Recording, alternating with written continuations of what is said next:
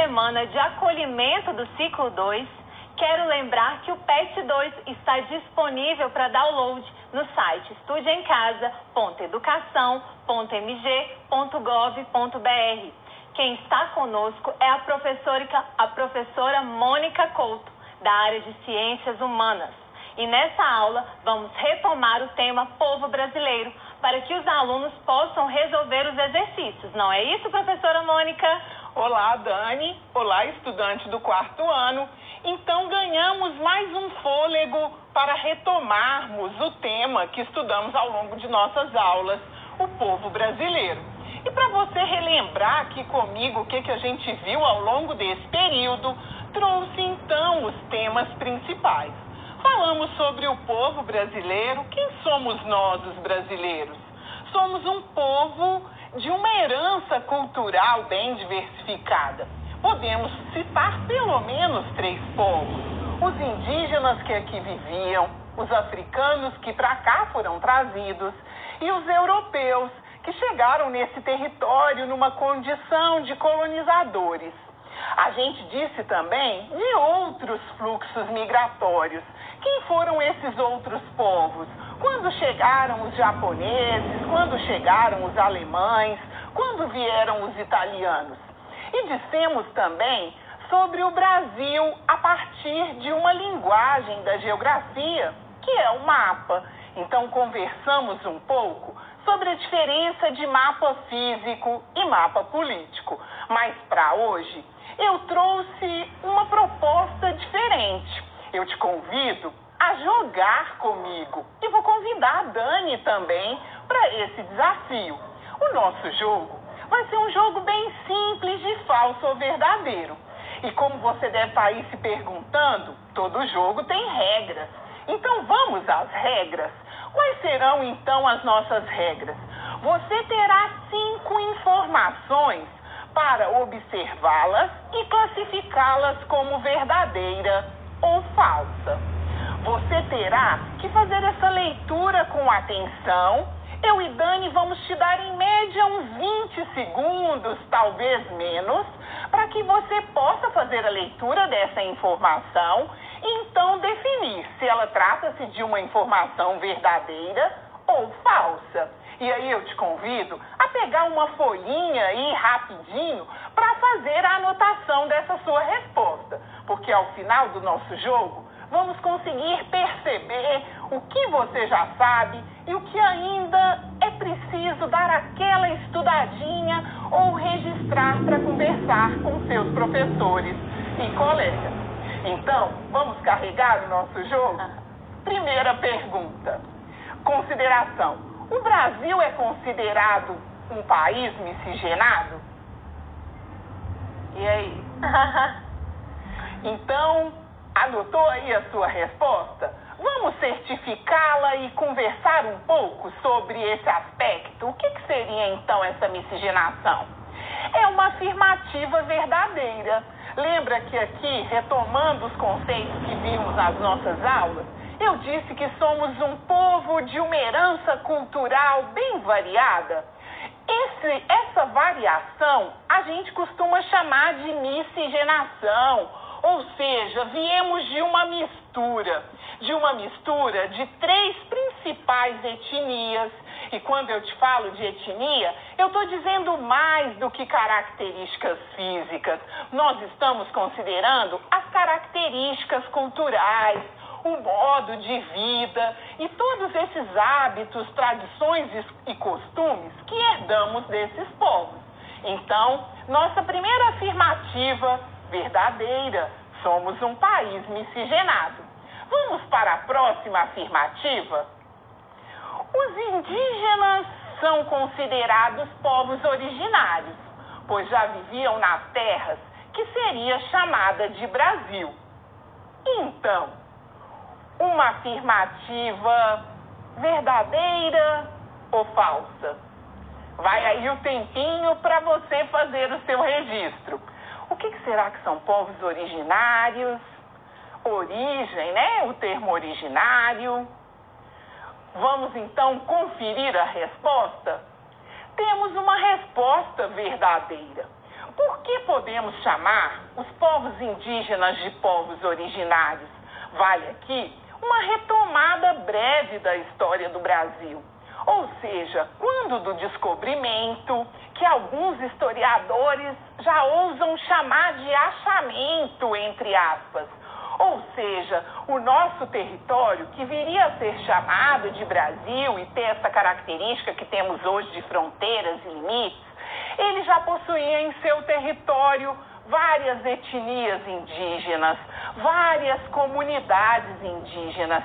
Então, podemos dizer, sim, que os povos indígenas são originários.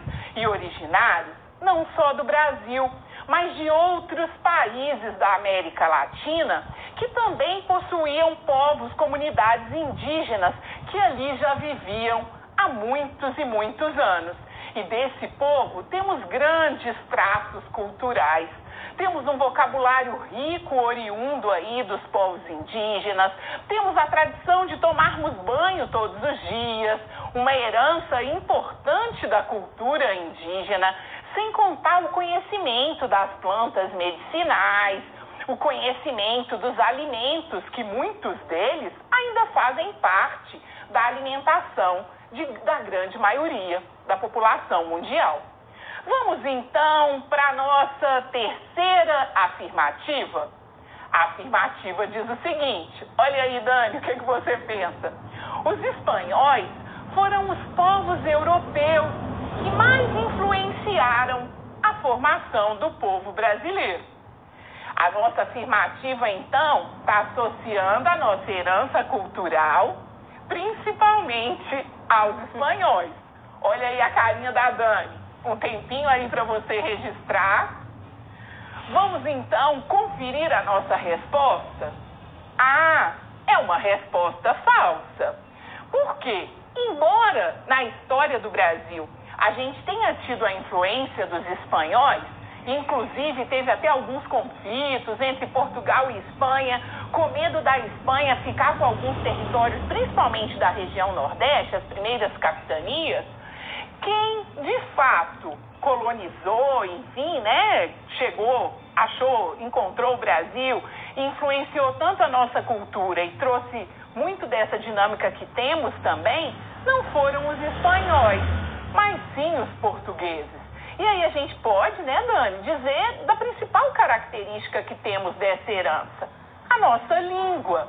A gente sabe que os povos indígenas tinham diferentes línguas e ainda as preservam, mas foram os portugueses os nossos colonizadores e uma marca forte na nossa cultura é a língua portuguesa. Não podemos esquecer também das questões religiosas, né? Somos um país de grande maioria ainda católica. E isso referência, então, aos portugueses, né? Ao grupo que nos colonizou. Então, te desafio a irmos para a quarta afirmativa. Os povos africanos tiveram um papel fundamental na formação do povo e da cultura brasileira. Tempo, então, para você pensar se essa afirmativa é uma afirmativa verdadeira ou é uma afirmativa falsa. E aí, Dani, pensando a miscigenação, você acredita?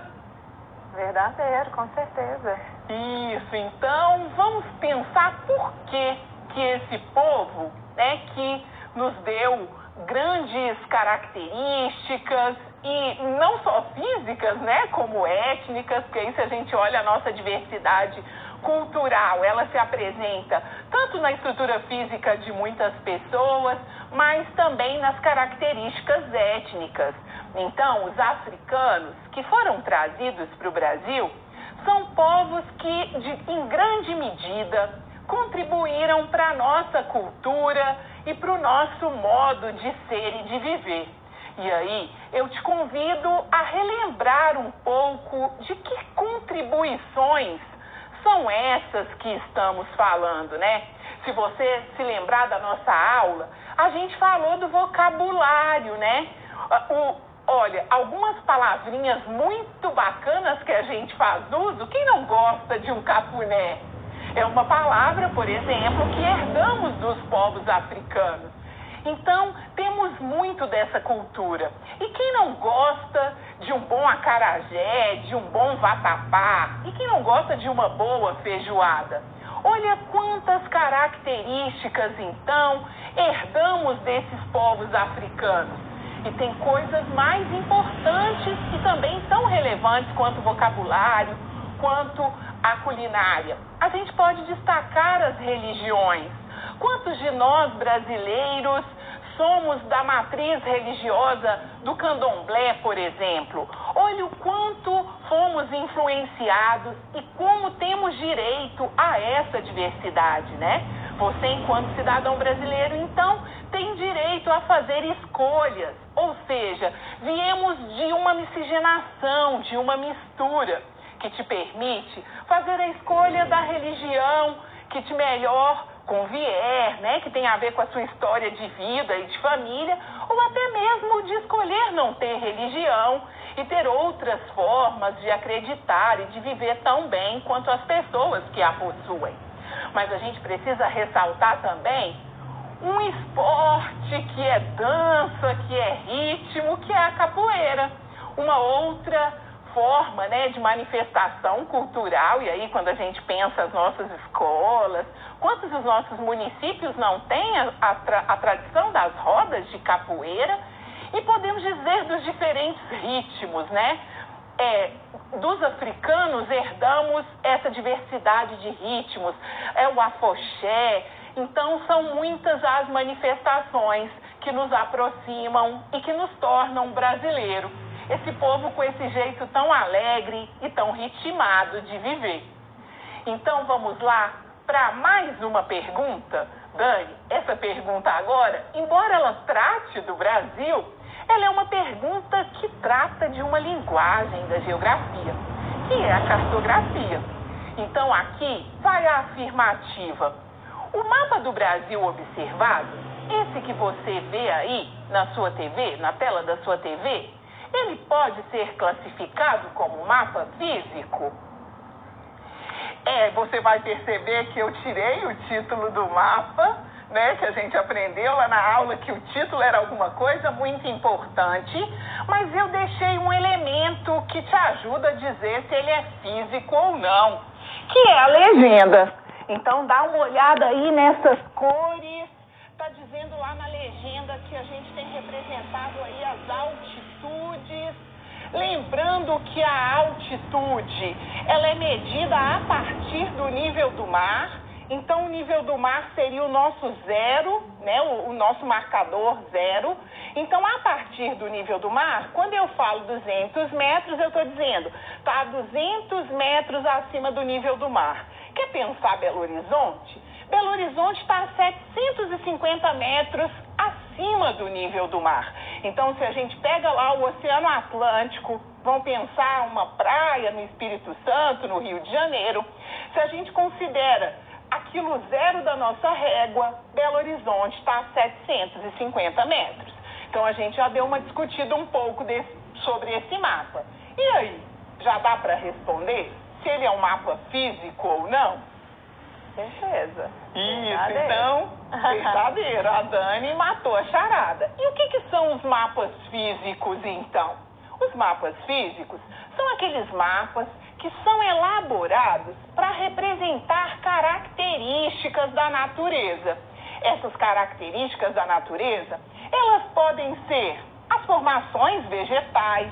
E aí, se a gente estivesse representando as formações vegetais, a gente ia ver a floresta amazônica, a gente ia ver a caatinga, o cerrado, a Mata Atlântica.